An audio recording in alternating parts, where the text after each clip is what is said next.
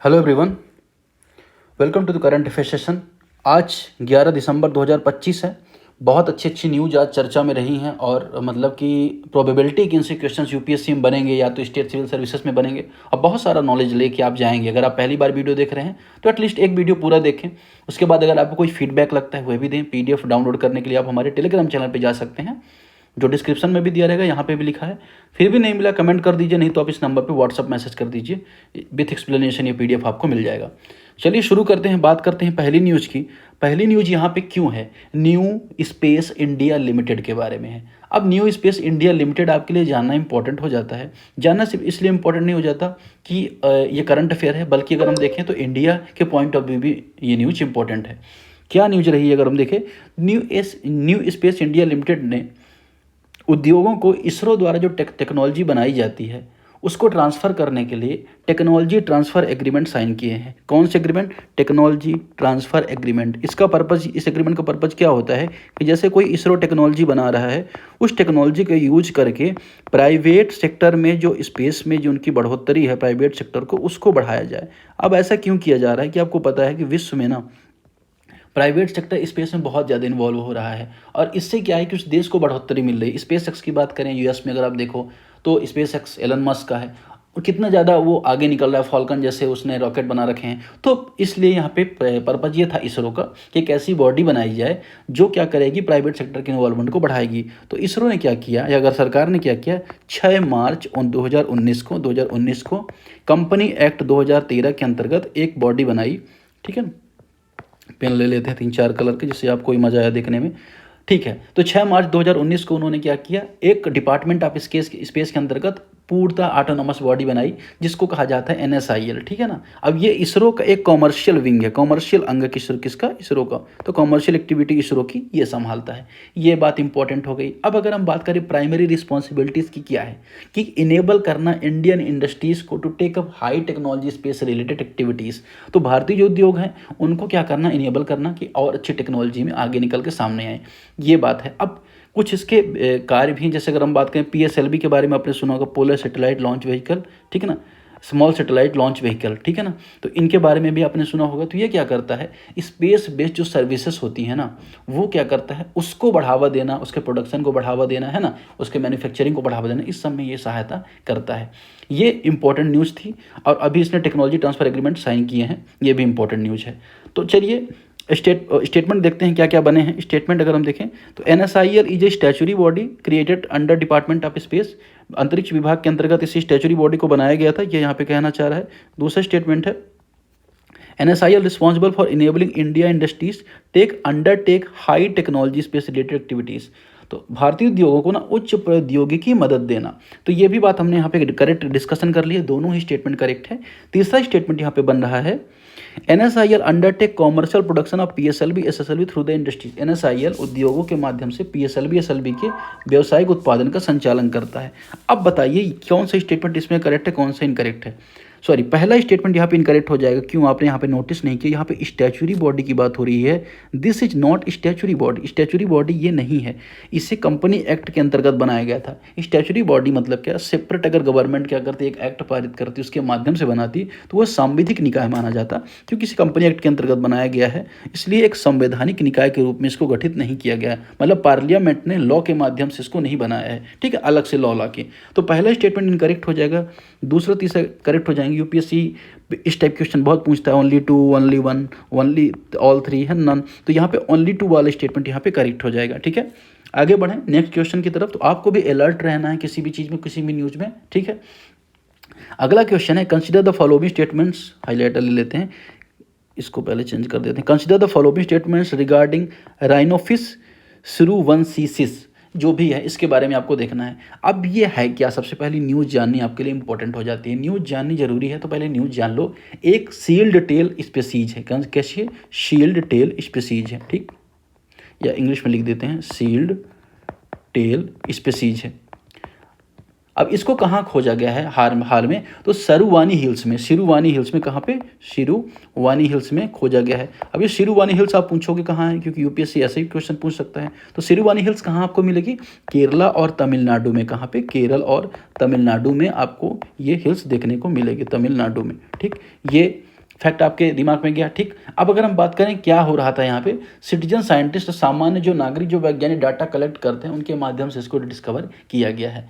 अब ये किसकी प्रजाति है, एक सांप की प्रजाति है। किसकी प्रजाति है, सांप की, स्नेक की प्रजाति है, जो वेस्टर्न घाट्स में पाई जाती है। ठीक, अब इसका जो पूंछ का सिरा डोम जैसा होता है, जिस वजह से ये न्यूज में आ गई। ठीक है, को बहुत ज़्यादा इसके बारे में डिटेलिंग हमको नहीं करनी है ना, लिमिटेड डिटेलिंग करनी है। जैसे ये कहाँ पाई जाती है, तो भारत में भी पाई जाती है और श्रीलंका में भी पाई जाती है, श्रीलंका में भी पाई जाती है। तो ऐसा नहीं कि सिर्फ भारत में पाई जाती है, लेकिन एंडेमिक है इस रीजन में अगर हम देखें तो। ठीक है, भारत के कहाँ पर पाई जाएगी, तो भारत का जो वेस्टर्न घाट्स वाला रीजन है, इस वाले रीजन में आपको देखने को मिलेगी, बेसिकली यहाँ पर आपको देखने को मिलेगी।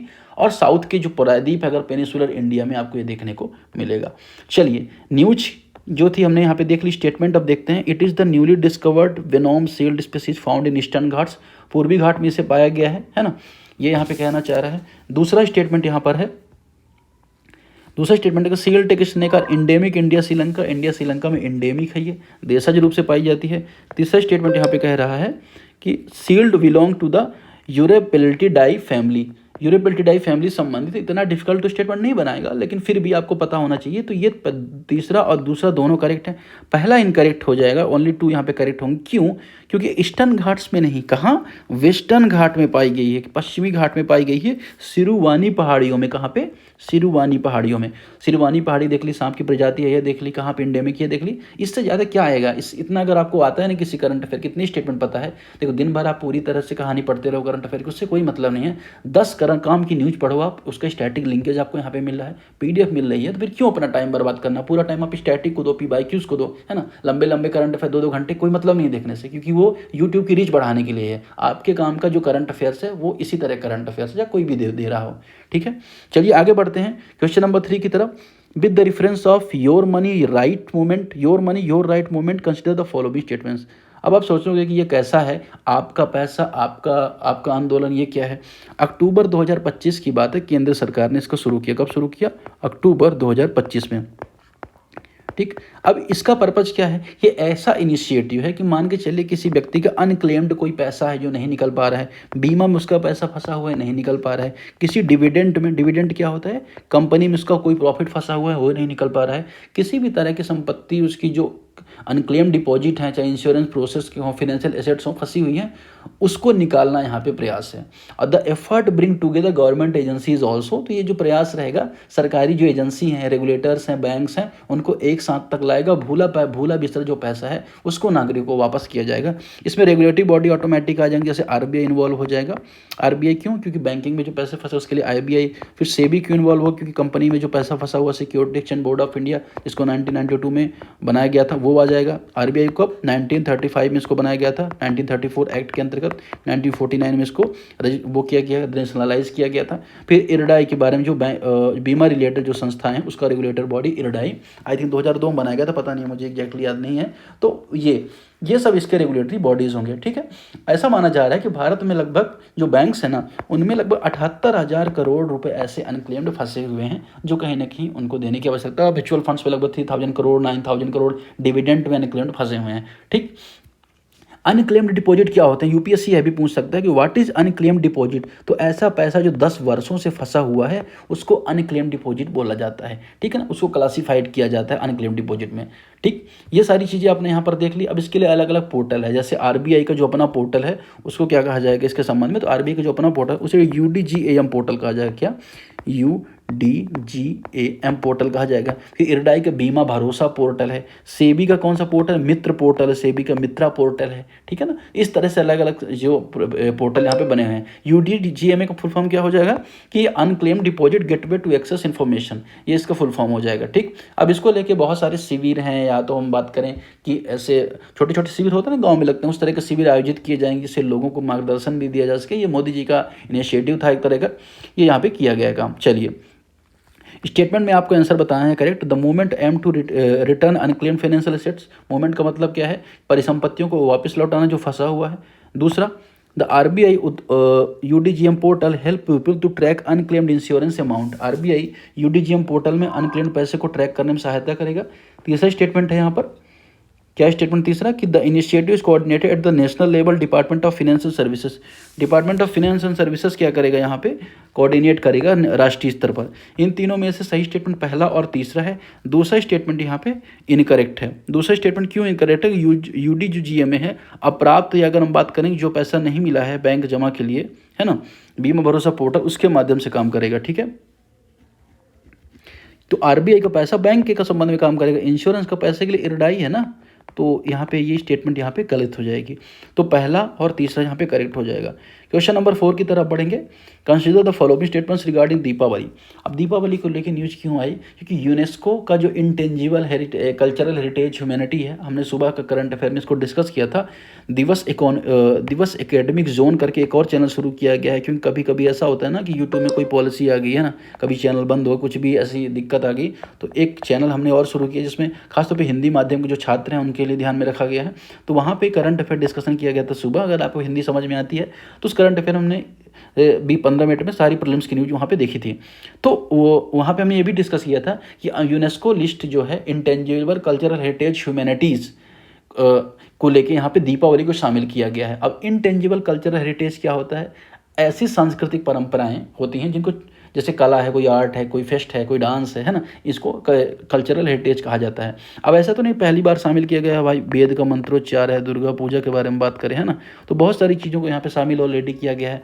अब ये क्या हुआ कि भारत में अभी जो समिट हुआ है, इस बार का 20वां समिट है यूनेस्को का, 2003 के बाद अगर हम देखें तो 20वां समिट है ICH को लेके, जो इंटेंजिबल कल्चरल हेरिटेज को शामिल करने के संबंध में। ये कहाँ पे हुआ, लाल किला में हुआ, लाल किला में आयोजित किया गया, वहीं पे इसको यहाँ पे शामिल किया गया है। चलिए, तो ये इंपॉर्टेंट था, हमने थोड़ा सा यहाँ पे इसके बारे में देख लिया।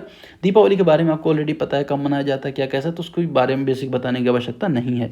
तो अब आप इसको खुद अटेम्प्ट करिए कि दीपावली सेलिब्रेटेड टू कार्तिक अमावस्या। इसको मैं आंसर नहीं बताऊँगा, आपको बताना है कार्तिक अमावस्या के दिन दीपावली मनाई जाती है। दूसरा, यूनेस्को की अमूर्त विरासत में इसको शामिल किया गया है, यह भी करेक्ट है, चलिए मैंने बोल दिया। तीसरा बताइए, it is the 10th Indian element added UNESCO list. ये इंपॉर्टेंट आपको बताना है कि क्या ये 10वीं चीज़ है जिसको इंटेंजिबल कल्चर भारत का, जिसे इसमें शामिल किया गया है, और कौन कौन से इंटेंजिबल हेरिटेज को शामिल किया गया है, वह भी आप मुझे कमेंट सेक्शन में बताएंगे। ठीक है, क्वेश्चन नंबर 5 की तरफ बढ़ेंगे, संपन्न पोर्टल की तरफ। Consider the following statements about संपन्न पोर्टल।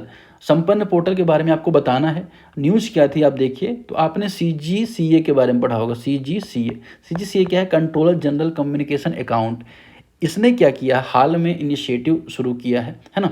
ये इसका पर्पज़ क्या है कि जो भी सेवानिवृत्त होने वाले MTNL के कर्मचारी हैं, है ना, उनको संपन्न पोर्टल में ऑन बोर्ड किया जाएगा। ऑन बोर्ड का मतलब क्या, आधिकारिक रूप से शामिल करना। अब CGCA क्या है, एक अथॉरिटी है जो दूर संचार होता है ना, कि मतलब टेलीकम्युनिकेशन, जो दूर संचार पेंशन खातों का प्रबंधन करती है। अब संपन्न का फुल फॉर्म क्या हो जाएगा, system for accounting and management of pension. Pension को मैनेज करने के लिए अकाउंटिंग सिस्टम को संपन्न बोला जाता है। ठीक, अब आपको कहानी समझ में आ गई होगी। स्टेटमेंट पढ़िए, it is the pension management launch by ministry of finance. वित्त मंत्रालय के द्वारा लॉन्च किया गया है पेंशन सिस्टम है। दूसरा, अगर हम बात करें कब लॉन्च किया गया था, ये थोड़ा मैं आपको बता देता हूँ। इसको लॉन्च किया गया था 29 दिसंबर 2018 को लॉन्च किया गया था। पेंशन का जो प्रोसेस है, सेंक्शन करना, ऑथराइज करना, पेमेंट के लिए एक बेहतर प्लेटफॉर्म तैयार करने के संबंध में इसको लॉन्च किया गया था 2018 में। ठीक है, सही आंसर क्या हो जाएगा आपको बताना है। दूसरा स्टेटमेंट है, it provide the direct credit pension without intermediates. बिना बिचौलियों के सीधा पेंशन प्रदान करता है, और इसको 2018 में लॉन्च किया गया था। तीनों स्टेटमेंट में सही स्टेटमेंट हो जाएंगे दूसरा और तीसरा। ये वित्त मंत्रालय के जो बोला जा रहा है ना, वो स्टेटमेंट यहाँ पे इनकरेक्ट है। ये संचार मंत्रालय के हैं, मिनिस्ट्री ऑफ कम्युनिकेशन संचार मंत्रालय के अंतर्गत है, ना कि मिनिस्ट्री ऑफ फाइनेंस संचार मंत्रालय। ठीक है, तो पहला स्टेटमेंट यहाँ पे इनकरेक्ट हो जाएगा, 2 और 3 यहाँ पे करेक्ट हो जाएंगे। क्वेश्चन नंबर 6 यहाँ पे देखेंगे, स्वास्थ्य पोर्टल के बारे में आपको बताना है। स्वास्थ्य पोर्टल को लेकर न्यूज में क्यों था, राज्यसभा में स्टार्ट क्वेश्चन पूछा गया। स्टार्ट क्वेश्चन का जो पूछा गया उसमें स्टार्ट क्वेश्चन पता है कि ऐसा प्रश्न होता है जिसका उत्तर मंत्री को मौखिक रूप से देना होता है, बोल के देना होता है। तो एक स्टार्ट क्वेश्चन अनस्टार्ट क्वेश्चन के बारे में आपको पता होना चाहिए, ठीक है ना। स्टार्ट क्वेश्चन तो उसमें पूछा गया, तो जो जनजाति मंत्री है ना, उन्होंने स्वास्थ्य पोर्टल को लेके कुछ बातें बताई, वो चीज़ यहाँ पे न्यूज़ में आ गई है, ठीक है। अब अगर हम बात करें स्वास्थ्य पोर्टल है क्या, तो जनजाति आबादी जो हमारी है ना, या ट्राइबल पॉपुलेशन है, उसका जो हेल्थ है ना, उसका जो न्यूट्रिशन है या पोषण है, उसके लिए वन स्टॉप सोल्यूशन है। सभी जानकारी एक ही प्लेटफॉर्म देने का प्रयास है स्वास्थ्य पोर्टल, ठीक। अब इससे जनजाति कार्य मंत्रालय की एक सेंटर सेक्टर स्कीम है। सेंटर सेक्टर स्कीम ऐसी स्कीम होती है जिसमें पूरी तरह से केंद्र सरकार पैसा लगाती है। तो जनजाति जो कार्य मंत्रालय है, ministry of tribal and affairs है, उसकी एक स्कीम बोली जाती है। उस स्कीम का नाम है ट्राई-ECE। ट्राई-ECE जो स्कीम है उसको कहा जाता है tribal research information education communication and events, ठीक है। तो ये जो स्कीम के तहत इसको विकसित किया गया था, ठीक है, जो जनजाति में शिक्षा है, कम्युनिकेशन है, रिसर्च है, मैनेजमेंट है, एजुकेशन है, इन सबको बढ़ावा देने के लिए काम करेगी, ठीक है। यह पोर्टल क्यों बनाया गया? यह पोर्टल अगर हम बात करें NIC का सर्विस होस्ट की तरह काम करेगा, नेशनल इंफॉर्मेटिव सेंटर की। चलिए स्टेटमेंट पढ़िए। द स्वास्थ्य portal present health nutrition data of tribal population, जनजाति आबादी का पोषण डाटा देता है स्वास्थ्य पोर्टल। दूसरा स्टेटमेंट यह ट्राई-ECE के अंतर्गत लागू है, ट्राई-ECE योजना के अंतर्गत लागू है।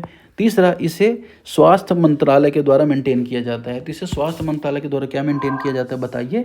नहीं, इसे जनजातीय मंत्रालय के द्वारा, मिनिस्ट्री ऑफ ट्राइबल अफेयर्स के द्वारा मेंटेन किया जाता है, जनजातीय मंत्रालय के द्वारा। तीसरा स्टेटमेंट एलिमिनेट 1 2 यहाँ पे करेक्ट हो जाएगा। क्वेश्चन नंबर 7 की तरफ बढ़ेंगे। Consider the following statements about the देवदार ट्री। देवदार ट्री न्यूज में है, क्यों न्यूज में है ये भी देख लेते हैं, ठीक है।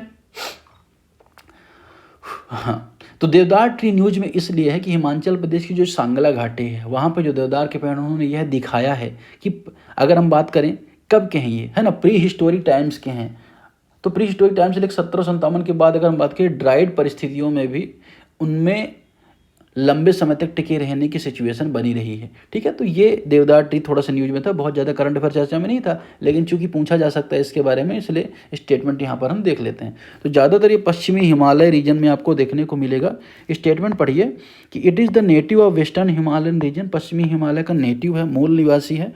दूसरा स्टेटमेंट है it has religion and cultural significance, इसका धार्मिक सांस्कृतिक महत्व है, दोनों ही करेक्ट है। तीसरा, male and female cones are present on different trees, नर और मादा शंकु अलग अलग वृक्षों में होते हैं, ये यहाँ पे कहना चाह रहा है। सातवां स्टेटमेंट करेक्ट हो जाएगा 1 और 2। तीसरा स्टेटमेंट इनकरेक्ट है क्योंकि यह एक एकल ग्रही मोनोसियस है, नर मादा शंकु एक ही पेड़ में रहते हैं। चलिए ठीक है, आगे बढ़ते हैं, नेक्स्ट क्वेश्चन की तरफ बढ़ते हैं। अगला प्रश्न किसके बारे में है? तो अगला प्रश्न यहाँ पे आपको देखने मिलेगा ग्लोकैस9 प्रोटीन के बारे में। चलिए देखते हैं क्या है। Consider the following statements regarding ग्लोकैस9 प्रोटीन। अब आप सोचो कैस9 तो कैंसर कारक है और इसको पूछा गया था यूपीएससी ने। चलिए देखते हैं ये क्या है। हाल में भी क्या हुआ कि जो कोलकाता स्थित जो बोस इंस्टीट्यूट है वहाँ के वैज्ञानिकों ने ग्लोकैस9 प्रोटीन डेवलप किया है। कैस9 प्रोटीन क्यों मदद होता है? जीन एडिटिंग करने में। लेट सपोज ये आपने देखा जेनेटिक चेन, अगर आपने देखा है ना, अब इसमें इस तरह के ATCG के बॉन्ड्स बने होते हैं, मान लीजिए कोई चेंजेस करना है तो जीन एडिटिंग के माध्यम से होता है। तो कैस9, जेडएफएन इस तरह कुछ प्रोटीन होते हैं जिनके माध्यम से जो वांटेड जीन है वो उसको वहाँ पे इंसर्ट किया जा सकता है, चेंज किया जा सकता है। और DNA बदलने की तकनीक है, उसको क्रिस्पर कैस9 बोला जाता है। ठीक, ये बात है। और अभी इसे क्या किया गया है, जो जीन एडिटिंग को ट्रैक कर सकता है। ग्लोकैस9 क्या करेगा? जीन एडिटिंग को ट्रैक करेगा कि कितना काम हो गया, कैसी सिचुएशन है, लाइव उसको देख पाएगा, जो चीज़ें लाइव मतलब कि उसे जान पाएगा। ठीक, चलिए तो स्टेटमेंट यहाँ पे बन रहे हैं। ग्लोकैस9 इज जो बायोसिमुलेटर वर्जन ऑफ क्रिस्पर कैस9, बायोसिमुलेटर वर्जन है क्रिस्पर कैस9 का, है बायोसिमुलेटर बोल रहा हूँ, बायोल्यूमिनेसेंट है ना। तो बायोल्यूमिनेसेंट क्या होता है? जीवित कोशिकाओं में, या मतलब बात करें कि जो लिविंग सेल्स है ना उनमें रेस्ट एक तरह का लाइट, नेचुरल लाइट, उसको बायोल्यूमिनेसेंट बोला जाता है। ठीक है, तो यहाँ पर स्टेटमेंट पहला है। दूसरा स्टेटमेंट है कि the glowing effect comes after the split of luciferase enzyme fuse कैस9, इसका चमकने वाला प्रभाव कैस9 से जुड़ी हुई विभाजित लूसिफरेज एंजाइम से आता है। तीसरा स्टेटमेंट है it reduce efficiency of gene editing because of protein instability, protein अस्थिरता के कारण जीन एडिटिंग को क्या करेगा, प्रॉपर नहीं करेगा, अच्छे से नहीं करेगी, यहाँ पे कहना चाह रहा है। तो तीसरा स्टेटमेंट इनकरेक्ट है भाई, ये तो इसको ट्रैक करेगा ना, देखेगा ये कहाँ से आ जाएगा, है ना। चलिए क्वेश्चन नंबर 9 है। 10वां क्वेश्चन आपको अपने से लगाना है, ठीक है ना। इसे मैं पढ़ूंगा भी नहीं, इसे आप पढ़ेंगे और आप रोक के पढ़ेंगे और इसे अटेम्प्ट भी करेंगे। तो 2 क्वेश्चन आपको अटेम्प्ट करना है, साथ ही जितने भी इंटेंजिबल कल्चरल हेरिटेज है वो भी आपको कमेंट करना है। With the reference of Goniopora corals following statements, Goniopora corals के संबंध में स्टेटमेंट आपको फॉलो करना है। पहला स्टेटमेंट है they are commonly known as flower pot corals, सामान्यतः फ्लावर पोट कोरल कहा जाता है। They belong to the family of Acroporidae, Acroporidae family से बिलोंग करते हैं। They are hard coral that contribute to reef building, ये कठोर कोरल है, रीफ बिल्डिंग में इनका योगदान होता है। इन तीनों में से सही स्टेटमेंट कौन सा हो जाएगा आपको यहाँ पे बताना है। न्यूज़ क्या थी वह भी हम थोड़ा सा देख ही लेते हैं कि भाई, तो अगर हम बात करें इन तीनों के बारे में सही स्टेटमेंट कौन सा हो जाएगा, तो अगर आप देखेंगे सही स्टेटमेंट हो जाएगा केवल ओनली 2। कौन कौन सा सही है, पहला सही है और तीसरा सही है। जहाँ पे बात की जा रही है कि जो ये इस फैमिली से बिलोंग करता है, तो इस फैमिली से नहीं बल्कि किस फैमिली से बिलोंग करता है, ये गोनीपोरा पोटाडाई फैमिली से बिलोंग करते हैं। कौन सी फैमिली से, गोनीपोरा पोटाडाई से। तो गोनीपोरा पोटाडाई कोरल एक तरह का है जो यहाँ पे न्यूज़ में था, पॉलिप जैसा दिखता है ना। इसे फ्लावर पॉट कोरल्स भी कहा जाता है। कोरल के बारे में आपको पता होगा कि ट्रॉपिकल रीजन में ये पनपते हैं, इस रीजन में आपको देखने को मिलेगा, इस रीजन में। दूसरा 24 डिग्री के आसपास एवरेज टेम्परेचर होना चाहिए। तो इस तरह का कुछ रीजन, बहुत ज़्यादा टेम्परेचर बढ़ने से कोरल ब्लीचिंग की प्रॉब्लम भी आने लगती है ना, वो भी आप देखेंगे। और कोरल्स में सिम्बायोटिक रिलेशन होता है पर्यावरण में, आपने ऑलरेडी देखा। तो सही आंसर क्या हो जाएगा, ओनली 2 यहाँ पे करेक्ट आंसर हो जाएगा। हिस्ट्री PYQ के 4 वीडियो हमने अपलोड कर दिए हैं, 2024 का, 2023 का, 2022 का, 2021 का भी आई थिंक अपलोड है। 4 साल के हिस्ट्री PYQ, हर एक ऑप्शन पर डिटेल चर्चा है, जैसे हम यहाँ पे करते हैं ना।